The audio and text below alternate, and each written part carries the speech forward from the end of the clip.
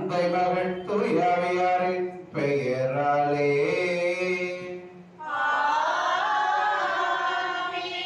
நம் ஆண்டவராகிய இயேசு கிறிஸ்துவின் அருளும் கடவுளின் அன்பும் தூயாவியானவரின் புறவும் உங்கள் அனைவரோடும் இருப்பதாக.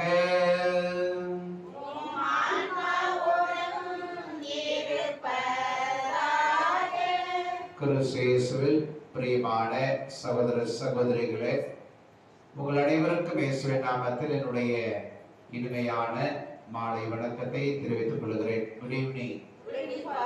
எல்லாம் நல்லா இருக்கிறீங்களா?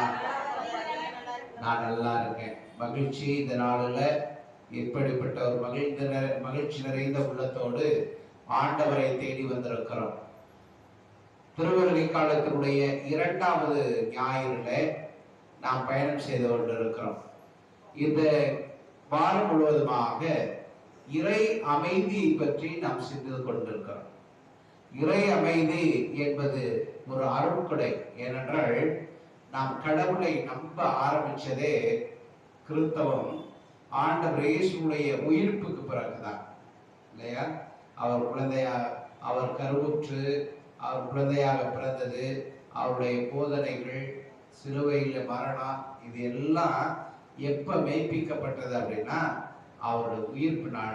அவர் உயிர்த்தல இல்லை என்றால் நீங்கள் நான் என்ன பண்ணிருக்க மாட்டோம், கிறிஸ்தவர்களாக இருந்திருக்க மாட்டோம். இந்த நம்பிக்கை இருந்திருக்கிறாரு. ஆண்டவர் இயேசு என்ற மனிதனே கடவுளாக பார்க்கப்பட்டிருக்க மாட்டார். அந்த நிலையில தான் நாம் நம்மை தயார் செய்து கொண்டிருக்கிறோம். எதற்காக? இந்த உயிர்த்த ஆண்டவருடைய வழிபாடு.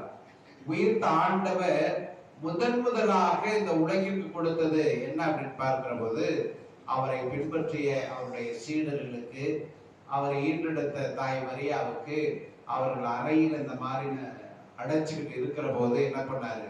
தோன்றி உங்களுக்கு அமைதி உண்டாக. முதல் ஆசீர்வாதம், உயிர்த்த ஆண்டவருடைய முதல் ஆசீர்வாதமே உங்களுக்கு அமைதி உண்டாக என்பதுதான். நீங்க வெளியத்தை படிச்சீங்கன்னா அதான் உங்களுக்கு அமைதி உண்டாக. ஏன் அப்படின்னா, என்னுடைய இறப்பினாலும் நான் புதைக்கப்பட்ட நிலையிலும் கடவுளுடைய அன்பை நான் புரிந்து கொண்டேன், அனுபவித்திருக்கிறேன். அந்த அமைதியை நான் உங்களுக்கு கொடுக்கிறேன் என்று சொல்லி கடவுள் உயிர் தாண்டவர் முதன்முறையாக ஆசீர்வாதமாக கொடுத்தது நமக்கு. அந்த வேல்யூன்னு சொல்றோம்ல, அது அமைதி.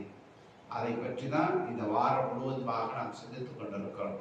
ஆண்டவர் அந்த அமைதியில உங்களையும் உங்களுடைய குடும்பங்களையும் வழிநடத்துவார் என்ற நம்பிக்கையோடு இந்த திருப்பலியிலே நாம் பங்கெடுப்போம்.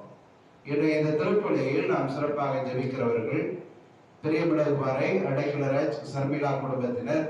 இறைவன் தன்னுடைய குடும்பத்திற்கு செய்த அனைத்து நன்மைகளுக்கு நன்றியாகவும், மகள் நேவிஸ் சுரேன் பட்டப்படிப்பிற்காக வேண்டுதலாக இப்படியே கொடுத்து ஜெபிக்கிறார்கள். கோரிமேடு செபாஸ்டியன் சலமி இவர்கள் குடும்பத்தில் மறித்த அவருடைய தாய் ஆரோக்கியமேருடைய ஆண்மலை பற்றிக்காக இப்படியே கொடுக்கிறார்கள். இந்த குடும்பத்தினரை போல கூடியிருக்கிற நாம் பல்வேறு வேண்டுதலோடு வந்திருக்கிறோம். நம் ஒவ்வொருவருடைய வேண்டுதலையும் இறைவன் கனிவாய் கேட்பார் என்ற நம்பிக்கையோடு இப்பலியிலே கலந்து கொள்வோம். அன்புமிக்க சகோதர சகோதரிகளே, தூய மரணிகளை கொண்டாட நாம் தகுதி பெறுவதற்கு நமது பாவங்களை ஏற்றுக்கொள்வோம். எல்லாம் வல்ல இறைவனிடமும்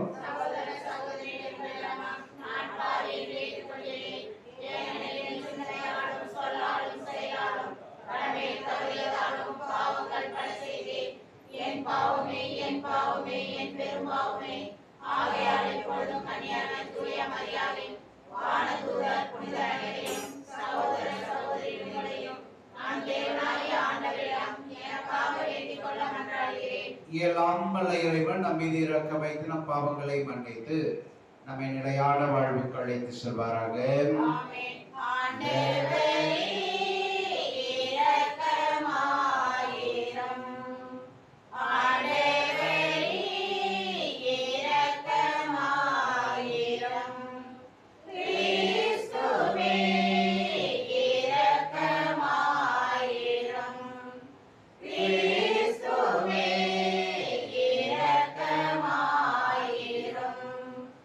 Ah!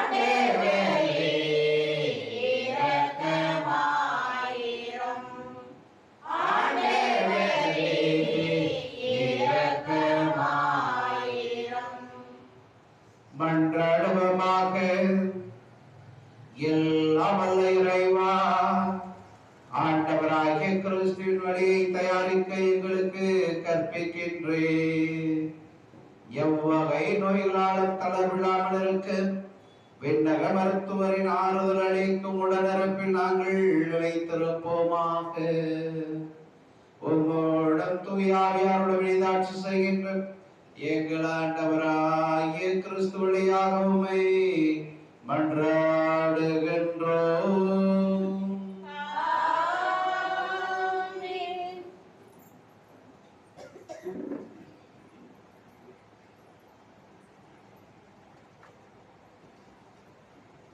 முதல் வாசகம். எல்லாம் வல்ல ஆண்டவர் சோர்வுற்றவருக்கு வலிமை அளிக்கின்றார். இறைவாக்கினர் எசாயா நூலிலிருந்து வாசகம். அதிகாரம் 40, இறை வார்த்தைகள் 25 முதல் 31 முடிய. யாருக்கு என்னை ஒப்பிடுவீர்கள்? எனக்கு நிகரானவர் யார் என்கிறார் தூயவர். உங்கள் கண்களை உயர்த்தி மேலே பாருங்கள். அவற்றை படைத்தவர் யார்? வான்படையை எண்ணிக்கை வாரியாய் வெளிக்கொணர்ந்து ஒவ்வொன்றையும் பெயர் சொல்லி அழைப்பவர் அன்றோ? அவர் ஆற்றல் மிக்கவராயும் வலிமை வாய்ந்தவராயும் இருப்பதால் அவற்றில் ஒன்றேனும் குறைவதில்லை. என் வழி ஆண்டவருக்கு மறைவாய் உள்ளது, என் நீதி என் கடவுளுக்கு புலப்படவில்லை என்று யாக்கோபே நீ சொல்வது ஏன்? இஸ்ரேலை நீ கூறுவது ஏன்? உனக்கு தெரியாதா? நீ கேட்டதில்லையா? ஆண்டவரே என்றும் உள்ள கடவுள். அவரே விண்ணுலகின் எல்லைகளை படைத்தவர். அவர் சோர்ந்து போகார், களைப்படையார். அவரது அறிவை ஆய்ந்தறிய இயலாது. அவர் சோர்வுற்றவருக்கு வலிமை அளிக்கின்றார், வலிமை இழந்தவரிடம் ஊக்கம் பெருக செய்கின்றார். இளைஞர் சோர்வுற்று களைப்படைவர், வாலிபர் நிலைத்தடுமாறி விடுவர். ஆண்டவர் மேல் நம்பிக்கை வைத்திருப்பவர்களோ புதிய ஆற்றல் பெறுவர்.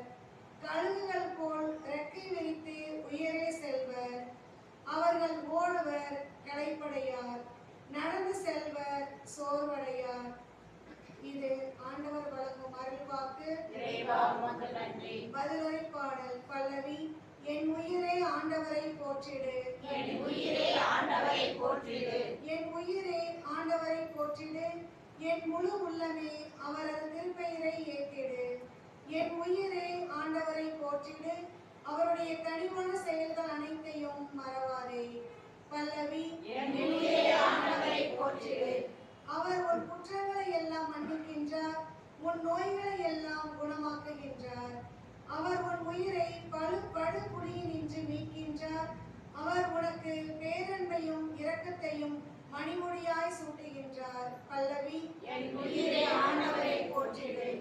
ஆண்டவர் இரக்கமும் அருளும் கொண்டவர், நீடிய பொறுமையும் பேரன்பும் உள்ளவர்.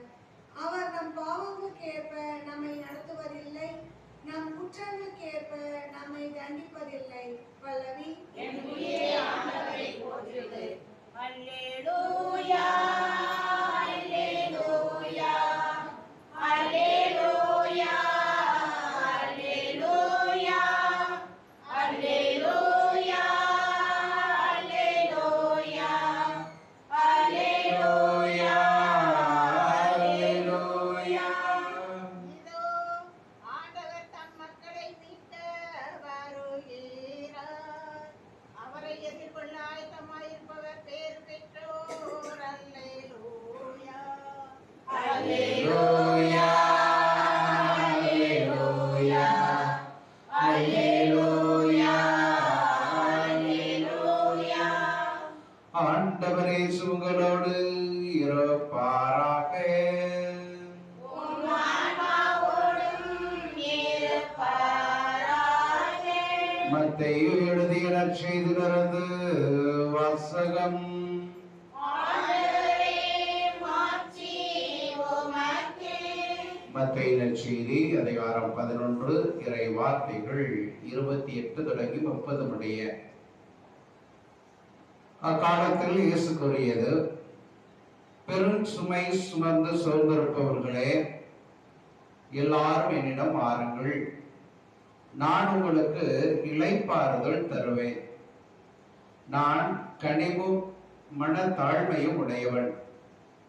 ஆகவே என் நுகத்தை உங்கள் மேல் ஏற்றுக்கொண்டு என்னிடம் கற்றுக்கொள்ளுங்கள். அப்பொழுது உங்கள் உள்ளத்திற்கு இளைப்பாறுதல் கிடைக்கும். ஆம், என் நுகம் அழுத்தாது, என் சுமை எளிதாயுள்ளது. ஆண்டவரின் அருள்வாக்கு.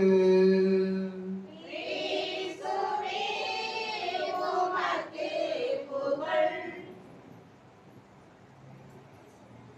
கிறிஸ்து இயேசுவில் பிரியமான சகோதர சகோதரி, அன்பான பிள்ளைகளே, நீங்க வாட்ஸ்அப்பை பயன்படுத்தீங்கன்னா செல்லுலைபேசி இருக்குல்ல, எல்லாத்தையும் செல்போன் இருக்குல்ல, வாட்ஸ்அப்பை எடுத்தீங்கன்னா நீங்கள் திருச்சியில் வாழ்பவர்களா அப்படின்னு ஒரு அட்வர்டைஸ்மெண்ட் வரும். யாராவது பார்த்துருக்கீங்களா? 299 ரூபாய்க்கு உங்களுக்கு என்ன இருக்கும், 2 வகையான டெஸ்ட் எடுக்கப்படும் சொல்லி நமக்கு அந்த அட்வர்டைஸ்மெண்ட் வந்துட்டே இருக்கும். என் செல்லில் வருது. அது நீங்கள் திருச்சியில் வாழ்பவர்களா, உங்களுக்கு 299 ரூபாய்க்கு இல்லத்துக்கே வந்து 2 வகையான பிரஷர் சுகர் டெஸ்ட் எடுக்கப்படும் சொல்லி ஏதோ ஒரு மருத்துவமனையில நமக்கு சொல்லிக்கிட்டே இருக்கிறாங்க. மனிதனுடைய நோய் இப்ப இல்லையா, இப்ப வாழ்ற காலத்துல பாத்தீங்கன்னா எல்லாம் அந்த காலத்தை ஒப்பிடுகிற போது எல்லாருக்கும் நிறைய நோய் வருகிறது இல்லையா. நமக்கு காமனா இருக்கிற நோய் 2, சுகரும் பிரஷரும் இல்லையா. நம்ம சின்ன பிள்ளைங்க கூட என்ன சொல்லுவாங்க, ரொம்ப ப்ரெஷர் பண்ணாதம்மா. சின்னவங்களுடைய குழந்தை கூட சொல்றாங்க இல்லையா. பசங்க கூட, நான் பள்ளிக்கூடங்கள்ல ஆசிரியர்களுக்கான மேம்பாட்டு பயிற்சி, யார் ஆசிரியர் இருக்கீங்களா? அரசு மேம்பாட்டு பயிற்சி நடத்தும் ஆசிரியர்களுக்கு. அந்தந்த மாவட்ட அலுவலர், கல்வி அலுவலர் வாயிலாக டிஓ, பிஓ, சிஓ வழியாக ஆசிரியர்களுக்கான மேம்பாட்டு பயிற்சி, மாணவர்களை எப்படி கையாள்வது அப்படின்னு. அப்ப முதல் வார்த்தை அவங்க பயன்படுத்துகிறது, don't put pressure on your students இல்லையா. உங்களுடைய மாணவர்கள் மத்தியில ஒரு இறுக்கத்தை உண்டாக்கக்கூடாது, அழுத்தத்தை உண்டாக்கக்கூடாது என்பதுதான் முதலாக அவர்கள் நமக்கு கொடுப்பது. நான் ஏறக்குறைய ஒரு 10-12 வருஷம் இதே மாதிரியான மாணவர்களை குருவான நாள்ல இருந்து என்னால மாணவர்களோட இருந்திருக்கிறேன். இப்பதான் ஓய்வுல இருக்கிறேன். அப்படி பார்க்கிற போது அந்த பிரஷர் அப்படின்னா என்ன அப்படின்னா, இப்ப மாணவர்களுக்கு என்ன பிரஷர் தெரியுமா? மாணவருக்கு என்ன பிரஷர் தெரியுமா? நீங்க என்ன சொன்னா சிரிப்பீங்க இல்லையா. நான் கடந்த வாரம் போய் ஒரு 50 ஆசிரியருக்கு அவங்களுக்கு எப்படி மாணவர்களை கையாளணும், பள்ளிக்கூடங்கள்ல எப்படி அவர்கள் பாடம் நடத்தணும், எந்த ஸ்டைல்ல இருக்கணும் அப்படின்னு சொல்லி ஒரு ஒரு நாள் கருத்தரங்கு நிறைவேற்றிட்டு வந்தேன். அப்ப ஆசிரியர்கிட்ட பேசுகிற போது அவர்கள் சொல்றாங்க, இந்த அரசு பயிற்சிக்கு போகிற போது, முகாம்களுக்கு போகிற போது மாணவர்களை எப்படி கையாளணும்னா, ஒரு ஆசிரியர் ஒரு மாணவனை கூப்பிட்டு நீ ஹோம்ஒர்க் செஞ்சியா அப்படின்னு கேட்க கூடாது. மாணவர்கள் வந்து என்ன பண்ணக்கூடாது, ஹோம்ஒர்க் செஞ்சியான்னு கேட்க கூடாது. கேட்டு அவன் ஒருவேளை செய்யலன்னு வச்சுக்கோங்களேன், அவன் ஷேம் ஆயிடுவான் எல்லாருக்கும் முன்னாடி. சக மாணவர்கள்லாம் அவனை இழிவா பார்ப்பாங்களாம். அது பிரஷர். புரியுதா? பிரஷருக்கு உங்களுக்கு அர்த்தம் புரியுதா? இப்ப 50 பிள்ளைங்க இருக்கிற ஒரு பள்ளியில 25 இருந்து 45 வரை பிள்ளைங்க இருக்கிறாங்க. ஒரு வகுப்புல ஆசிரியர் முதல் நாள் வீட்டு பாடத்தை கொடுத்திருக்கிறாரு. அடுத்த நாள் வந்து அந்த ஆசிரியர் என்ன பண்ணக்கூடாது, ஒரு குழந்தையை எழுப்பி நீங்க வீட்டு பாடம் செஞ்சிட்டீங்களான்னு கேட்க கூடாது. செஞ்சிருந்தா ஒன்றும் பிரச்சனை இல்லை இல்லையா. ஒருவேளை செய்யாம வந்துட்டானா எல்லாரும் கேவலமா பார்ப்பாங்க அந்த குழந்தைய. அதனால அவங்களுக்கு ப்ரெஷர், ஸ்ட்ரெஸ் உண்டாயிடுச்சோம் அப்படின்னு சொல்லி இது ஆசிரியர் என்ன பண்ணணும், வீட்டு பாடம்னா நீங்க எழுதிட்டு வந்தியான்னு கேட்க கூடாது. யாரெல்லாம் வீட்டு பாடம் எழுதிட்டு வந்திருக்கீங்களோ என்ன பண்ணணும், இந்த டேபிள் வந்து ஒரு நோட்டை வச்சிடணும், நான் கரெக்ட் பண்ணி கொடுத்துருவோம் இல்லையா. நம்ம வீட்டில் அப்படின்னா போகிற போக்கு பார்த்தீங்கன்னா பிள்ளைகளை பார்த்து காலைல எழுந்திரிச்சு பல்லு தேய்டான்னு சொல்லக்கூடாது, குளிடான்னு சொல்லக்கூடாது, சாப்பிடான்னு சொல்லக்கூடாது, செல்போன் பார்க்காதாடான்னு சொல்லக்கூடாது. புரியுதா உங்களுக்கு? அப்ப எல்லாமே பிரஷர் இல்லையா? அதனாலதான் அந்த காலத்துல சொல்லுவான், வேண்டாத மருமக கைப்பண்டா குத்தம் கால் கண்டா குத்தம். இதான் அங்கேயிருந்து ஆரம்பிக்குது, இங்கே ஆரம்பிக்கிறது இல்லை, அங்கேயிருந்து ஆரம்பிக்குது. மனிதன் தன்னிடம் இருக்கின்ற சுமையை இதெல்லாம் சுமை தான். அவனுக்கு ஹோம்ஒர்க் செய்யாத ஒரு சுமை இல்லையா? எல்லாருக்கும் முன்னாடி அவனை அசிங்கப்படுத்துறது சுமை, நம்ம பிடிக்குமா பிடிக்காத வாழ்கிறது சுமை. இன்றைக்கு மனிதன் அந்த நிலையில போயிட்டு இருக்கிறான். ஆனா இங்க என்ன கடவுள் ஆண்டவர் என்ன சொல்றாரு? பெரும் சுமை சுமந்து சோர்ந்திருப்பவர்களே எல்லாரும் என்னிடம் வாங்க, நான் உங்களுக்கு இளைப்பாறுதல்.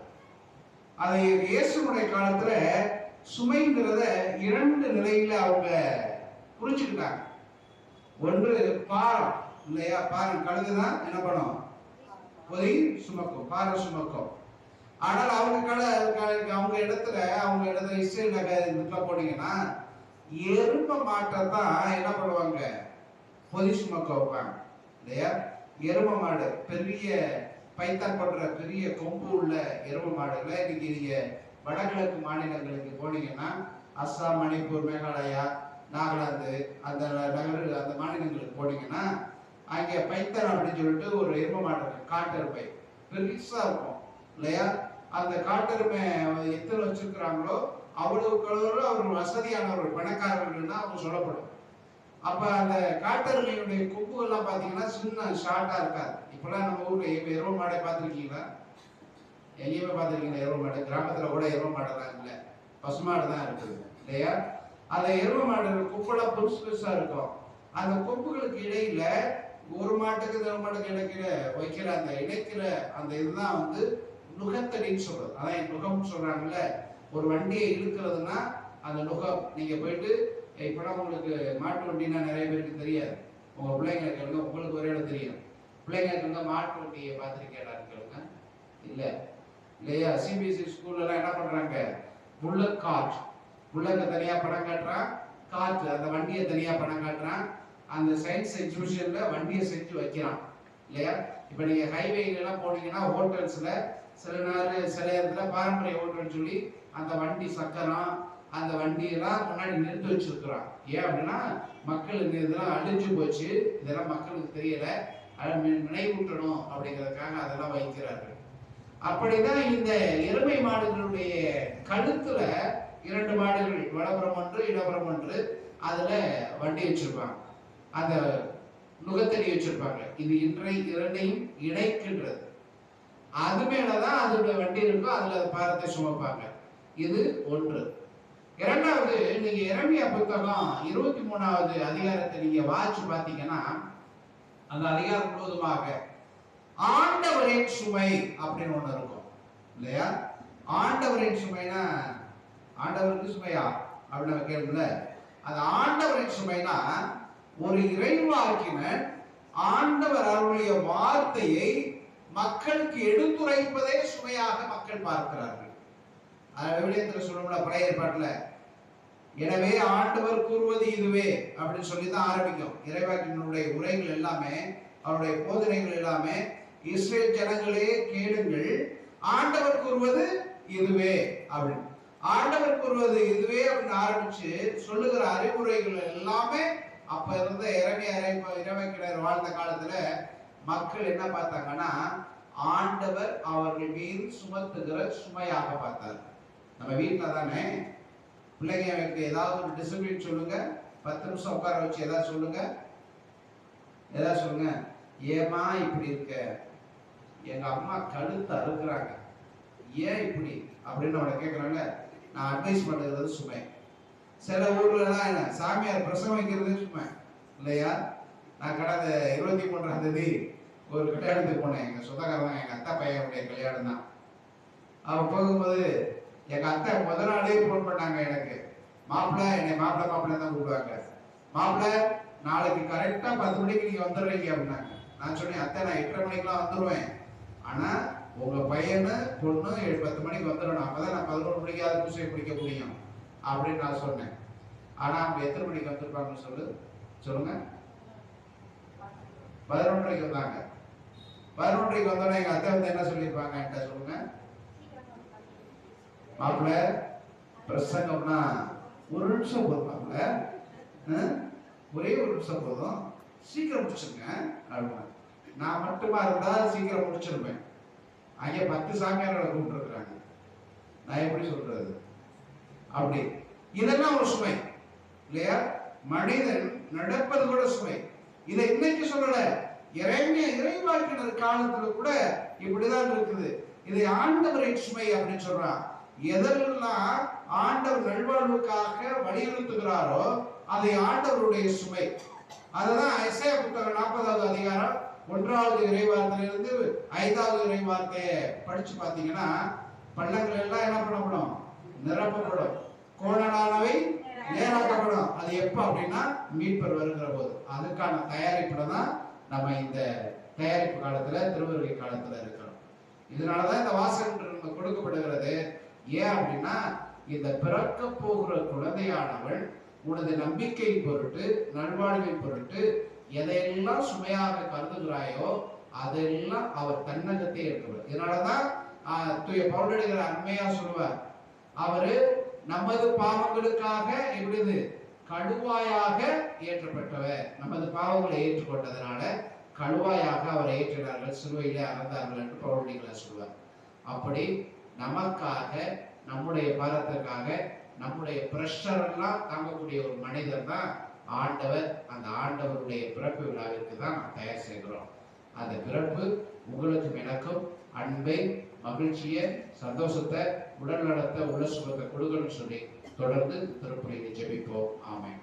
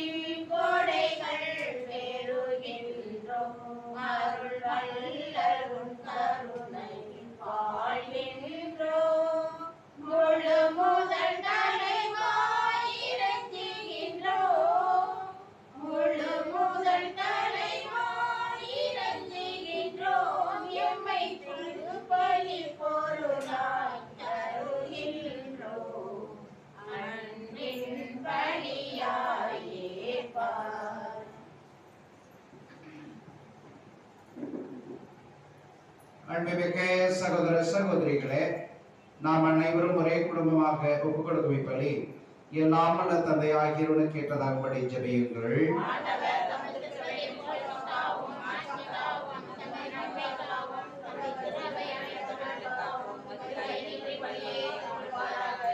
ஆண்டவரே, எங்கள் இறைப்பற்றின் பழிபொருளை இடைவிடாத ஒக்கு பலியாக ஒப்புக் கொடுக்கின்றோம். நீர் நிறுவிய தூய மரணிகளை காணிக்கை நிறைவேற்றி உமது மீட்பு எங்களில் ஆவலுடன் செயல்பட செய்வதாக. எங்கள் ஆண்டவராகிய கிறிஸ்து வழியாக உம்மை மன்றாடுகின்றோம்.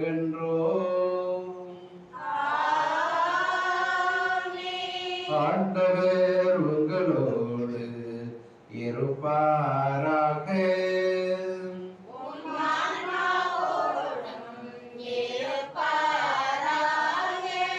இதயங்களை மேலே எழுப்புங்கள்.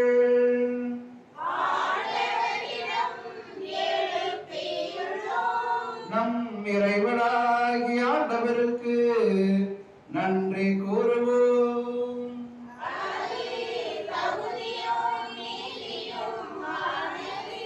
ஆண்டவரே, தூயவரான தந்தையே, என்றுமுள்ள இல்லாமல்ல இறைவா, எங்கள் ஆண்டவராகிய கிறிஸ்து வழியாக என்னாலும் எவ்விடத்தில் நாங்கள் நமக்கு நன்றி செலுத்துவது மெய்யாகவே தகுதியும் நீதியுமாகும், எங்கள் கடமையும் மீட்புக்குரிய செயலுமாகும். கிறிஸ்து தம்மையை தாழ்த்தி உடலெடுத்து முதல் முறை வந்தபோது தொடக்கத்திலிருந்தே நீர் வகுத்த திட்டத்தை நிறைவேற்றி முடிவில்லா மீட்பின் வழியை மீண்டும் எங்களுக்கு திறந்து வைத்தார். எனவே அவர் மறுமுறை தமது மாண்புமிக்கு உரிய மாட்சியுடன் வரும்போது இறுதியில் வெளிப்படும் நீர் வாக்களித்த மீட்பை உமது கொடை என பெற்றுக்கொள்வோம். அதையே நாங்கள் இப்பொழுது விழிப்பாயிருந்து துணிவுடன் எதிர்பார்த்திருக்கின்றோம். ஆகவே முதன்மை வானதுதரோடும் அரியணையில் அமர்வோர் திறமை தாங்குவோரோடும் நாங்கள் உமது மாட்சியை புகழ்ந்து பாடி முடிவின்றி சொல்வதாவது: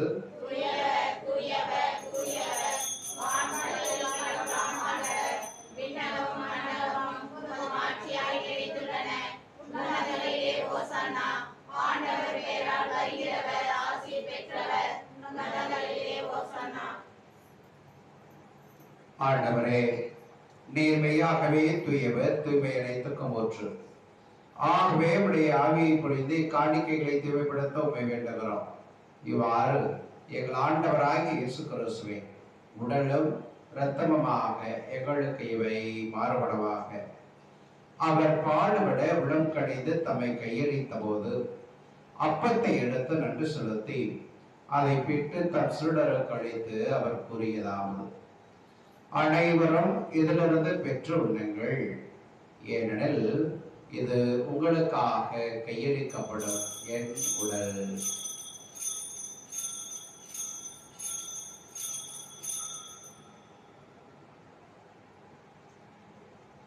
அவனமே உணவருந்திய பின் கிண்ணத்தை விடுத்து மீண்டும் அவருக்கு நன்றி கூறி தம் சீடருக்கு அருந்து கொடுத்து அவர் கூறியதாவது: அனைவரும் இதிலிருந்து பெற்று பருகுங்கள், ஏனெனில் இது புதிய நிலையான உடன்படிக்கைக்குரிய என் இரத்தத்தின் கிண்ணம். இது பாவ மன்னிப்புக்கென்று உங்களுக்காகவும் பலருக்காகவும் சிந்தப்படும். இதை என் நினைவாக செய்யுங்கள்.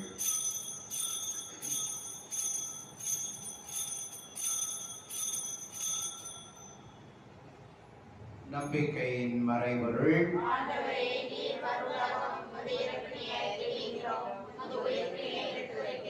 ஆகவே ஆண்டவரே, நாங்கள் கிறிஸ்துவின் இறப்பினையும் உயிர்ப்பினையும் நினைவு கூர்ந்து வாழ்வு தரும் அப்பத்தை மீட்படைக்க குணத்தை கொடுக்கிறோம். உத்தரவு என்று ஊழிய புரிய தகுந்தவர்கள் நினைங்களை ஏற்றுக்கொண்டு எனவே மக்கள் நன்றி செலுத்துகிறோம். மேலும் கிறிஸ்துவின் உடலிலும் இரத்தத்திலும் பங்குகளும் எங்களை தூய் ஆவியார் ஒன்று சேர்க்க வேண்டும் என தாழ்மையுடன் மன்றாடுகிறோம்.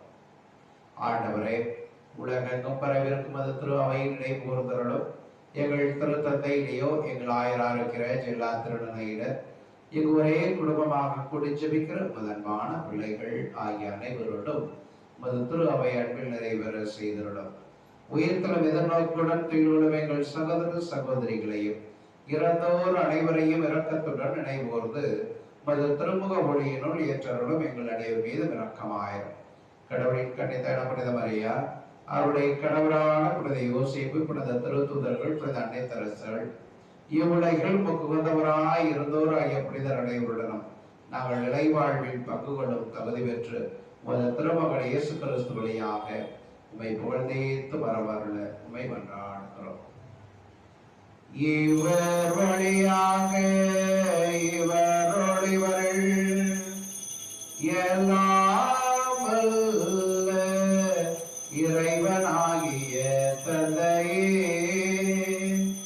தூய ஆவியாரின் ஒன்றைப்பில் எல்லா புகழும் ஆட்சியும் என்றென்றும் உமக்கு உரியதே.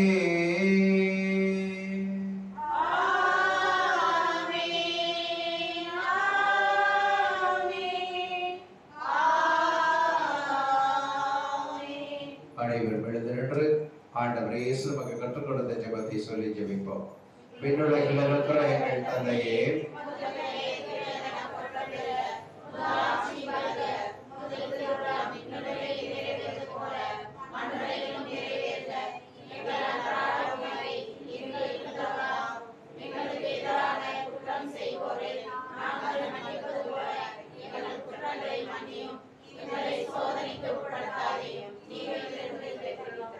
ஆண்டவரே, தீமை அனைத்திலிருந்து எங்களை விடுவித்து எங்கள் வாழ்நாளில் அமைதியை கழிவிட நருள உம்மை மன்றாடுகிறோம். உமது இரக்கத்தின் அந்த வியாழங்கள் பாவத்திலிருந்து எப்பொழுது விடுதலை பெற்று யாதொரு கிழக்கு வெற்றி நலமாக இருப்போமாக. நாங்கள் எதிர்நோக்கியிருக்க பேரின்பத்திற்காகவும் எமைப்பராக இயேசு கிறிஸ்து வருகைக்காகவும் காத்திருக்கின்றோம். ஆண்டவரே இயேசு கிறிஸ்துவே, அமைதியை உங்களுக்கு விட்டு செல்கிறேன், என் அமைதியை உங்களுக்கு அளிக்கிறேன் என்று உமது திருத்தூதர்களுக்கு ஒழிந்தீரேன். எங்கள் பாவங்களை பாராமல் உமது திருவை நம்பிக்கை கண்ணோக்கி உமது திருவுளத்துக்கு ஏற்பதற்கு அமைதியும் ஒற்றுமை அளித்தருள்வீராக. என்று வாழ்ந்து ஆட்சி செய்கின்றவர் நீரே. ஆண்டவருடைய அமைதி உங்களோடு என்றும் இருப்பதாக. ஒருவருக்கொருவர் இயேசு அமைதியை அறிவித்துக் கொள்வோம். பாவங்களை போக்கும் இறைவனின் செம்மறியே, எங்கள் மேல் இரக்கமாயிரம். உலகின் பாவங்களை போக்கும் இறைவனின் செம்மறியே, எங்கள் மேல் இரக்கமாயிரம். உலகின் பாவங்களை போக்கும் இறைவனின் செம்மறியே, எங்களுக்கு அமைதி அளித்தரலாம். இதோ இறைவனின் செம்மறி, இவரை உலகின் பாவங்களை போக்குகிறவர். இச்செம்மறியின் திருவிருந்து கலைக்கு பெற்ற நாம் அனைவரும் பேர் பெற்றோர்.